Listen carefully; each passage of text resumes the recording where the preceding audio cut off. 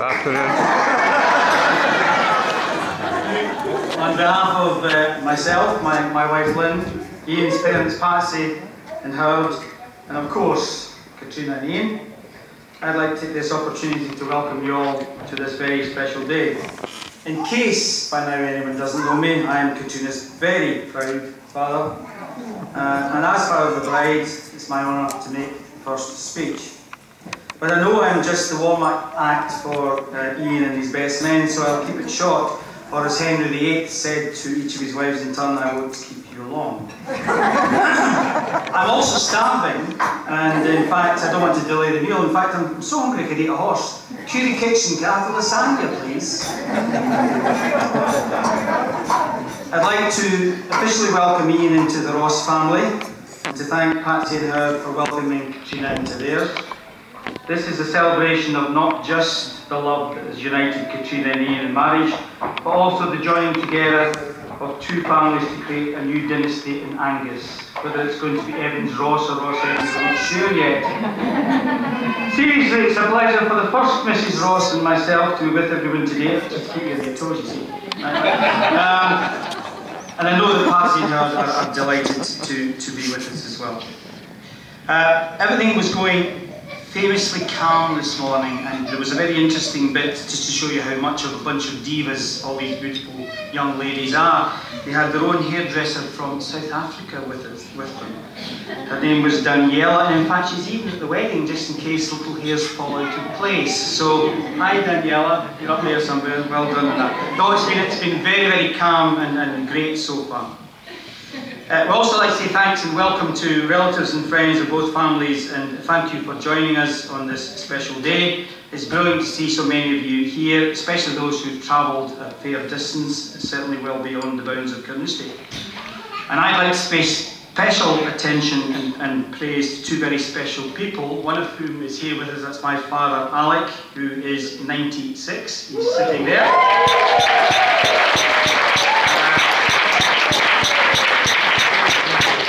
And Lynn's mum, Marjorie, who unfortunately wasn't fit enough to come along today, but she is 87. So 183 years between them, folks. Isn't that not bad?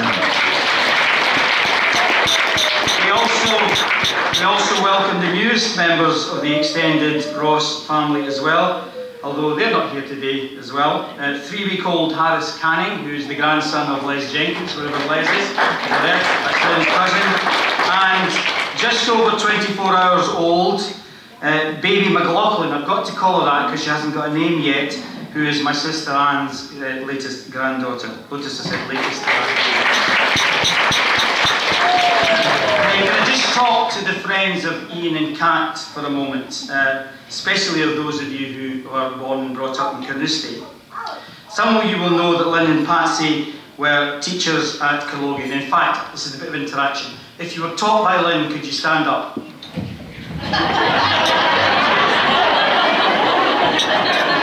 At school, Suter. If you were taught by Patsy, could you stand up? Anybody taught by both? No? Okay, alright, this shows you then, right? Take this message back to the kids of Carnoustie, whether they be your own or to the ones who are coming up around you. In 2 weeks' time, Lynn retires. And you can all sleep safely.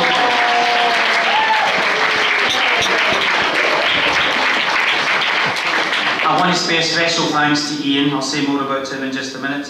When Iain and Katrina got engaged, I was of course delighted that he chose to do it the traditional way. He plucked up the courage to ask me for my daughter's hand in marriage, and I was of course delighted to donate that and the rest of it as well. But that wasn't the only reason I was delighted. For 3 whole days after he asked me, for the first time ever in my married life, I actually knew something about our family my wife didn't.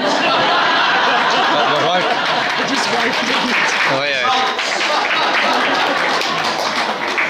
Now Katrina, your mum and I may have reached the age where our backs go out more than we do, but I still remember that day 28 years ago when I first held you in my arms and you were this little bundle of screaming, vomiting, pooping joy. Not a lot's changed, honey.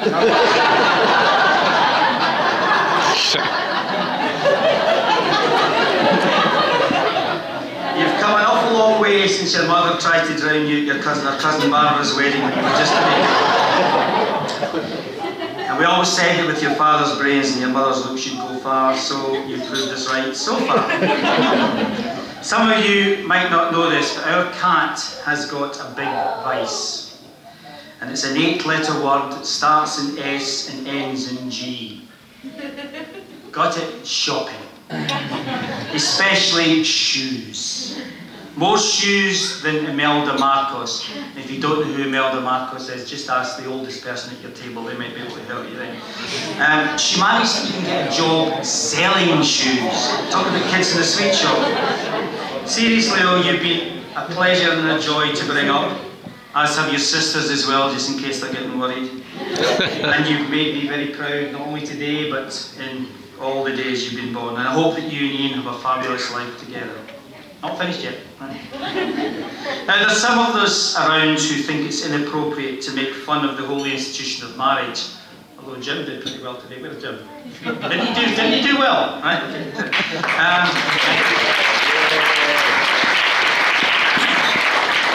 Others of us, especially we men, who know it's the only way we can live with it. Now, Lynn, doesn't she look stunning, everybody, by the way? She knows that, like every good husband, I would do anything for her. Just the other day, I said, darling, I'd go to the end of the earth for you. And she said, yeah, but would you come back? Now, my old pal John, I don't think anybody really knows him in this room, we celebrated his 100th birthday recently. And I complimented him on how athletic and well preserved he was. Davy boy, he said, he called me that.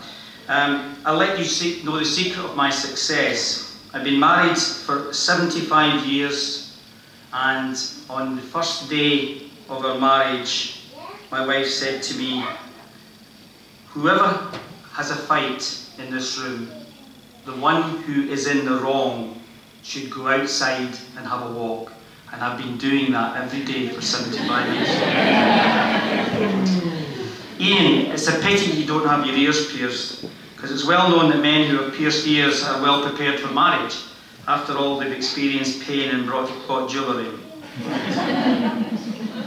A wedding is a time of joy, laughter and some emotion as well.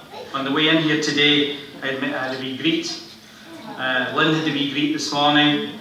Katrina's sisters cried, even Katrina cried, and even the cake was in tears. Sorry, I had to put that one in because it's traditional, right?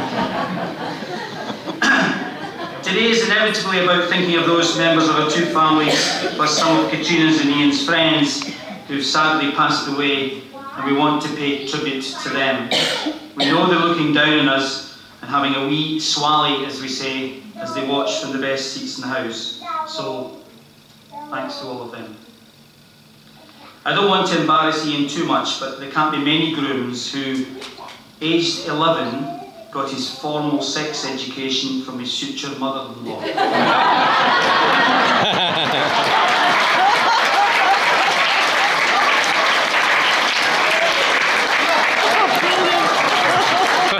I won't tell you what his mother said on Thursday night, but that's for later on. That's not a Mrs. Robinson moment from The Graduate, in case you're wondering. In fact, Lynn taught him in primary 7. You should have stood up earlier, right? Now, a wee bit of interaction. Iain, put your hand flat on the table. Katrina, put your hand on top. Now, Iain, put your other hand on top. Katrina, put your hand on top. Iain, take your bottom hand out and put it on top. Now, I want you to savour that moment, Iain. That is the last time you'll get the upper hand.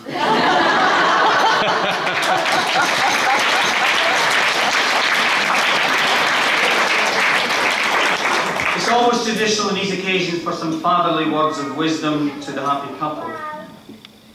Marriage is an important commitment, so much so that you need a mortgage to pay for it.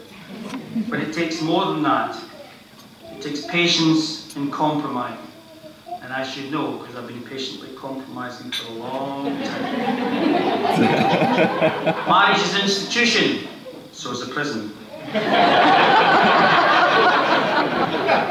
Love is blind, marriage is an eye-opener. Marriages are made in heaven, so again it's thunder and lightning and tornadoes and hail. Marriage is like a game of cards. This is the Max Bygraves moment for those of you old enough to remember him.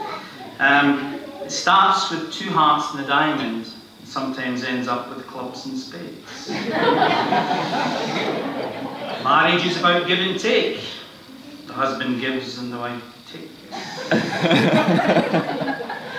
Iain, never ever say what my friend Dave Suter said to his wife Karen just a wee while ago. You alright up there? Karen was standing looking in the bedroom mirror, not very happy about what she saw, and she said, Dave, I feel horrible. I look old, fat and ugly and my bum's too big. Please will you say something of a complimentary nature? And Dave replied, your answer, yes, it's pretty good.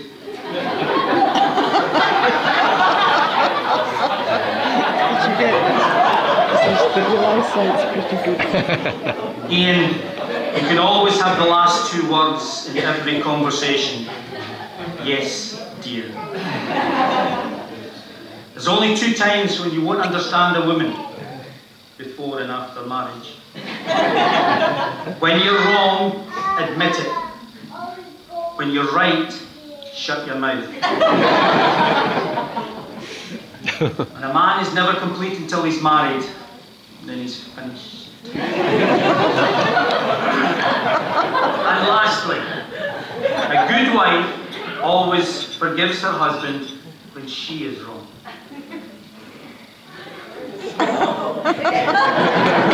Let me finish. I honestly finish because dinner is getting close and it'll be cold. I'm having a salad anyway, so it doesn't matter. Can I wish Katrina and Iain every happiness for a long and prosperous future together. So will you please be upstanding and join me in toasting the happy couple, the bride and groom.